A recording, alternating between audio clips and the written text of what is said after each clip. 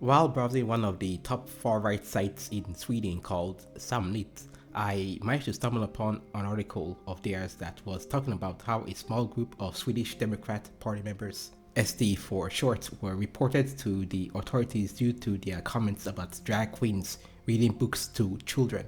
Their comments could be considered as slander and libel. Now, if you haven't, been living on a rock for the last what is it, 8 years, there has been a consistent and aggressive push to oppress and silence LGBTQ plus people by claiming that they are quote unquote inappropriate to being around children due to being inherently sexual. Although no evidence has been found to support any of these claims, so they're just shooting blanks and telling lies. Drag Queen Story Hour has been the biggest target of this oppressive push by claiming that drag queens being mostly men in dresses entertaining young children are grooming said children for something.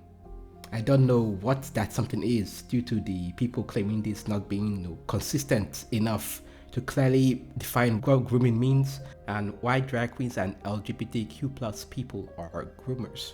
Anyways, back to the SD party members.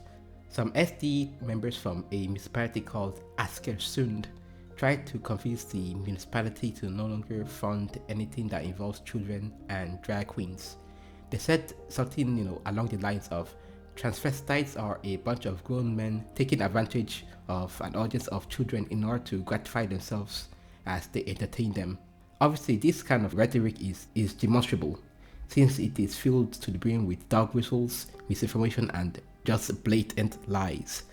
The leader of the Askersund SD members, Lena Saren, said that she did not see anything wrong with what was said, and she would rather people focus their time on what the party does instead, by not wanting to waste or tax money on meaningless things like Drag Queen Story Hour.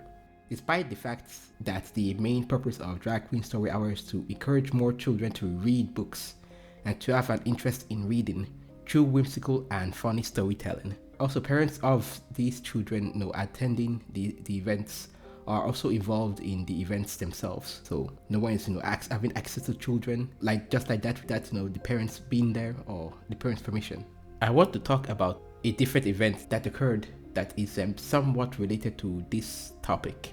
Due to the amount of hate, bigotry, physical attacks, slander, and just general amount of nonsense that have been endured by the LGBTQ plus community in Sweden, a group of drag queens by the name of Blanddrakar och Drag Queens asked to speak at the Swedish Riksdag, our governing house. They came to talk about the hate, irrational anger, and reactionary reactions that they had to endure when trying to plan events and set up events. They also made sure it was absolutely clear that this was about the Swedish Democrats and their far-right constituents and voters.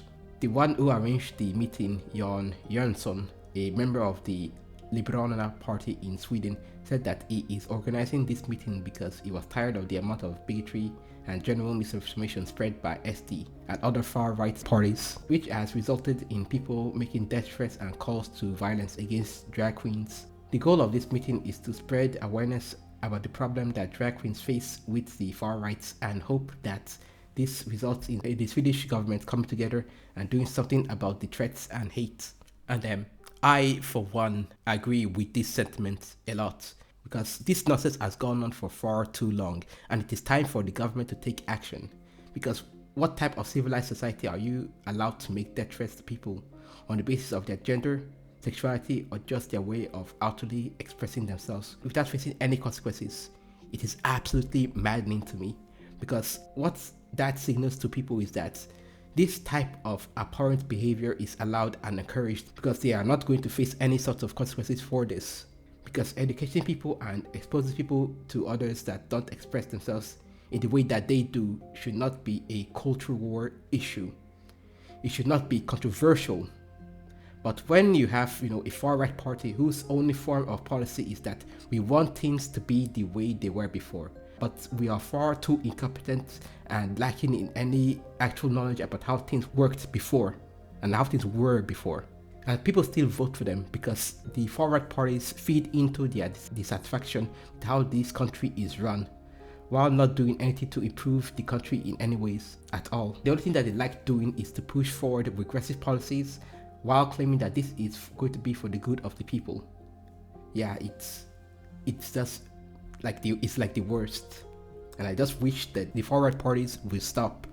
But I know they won't stop because they need to have that, those votes, those, dissatisfaction votes.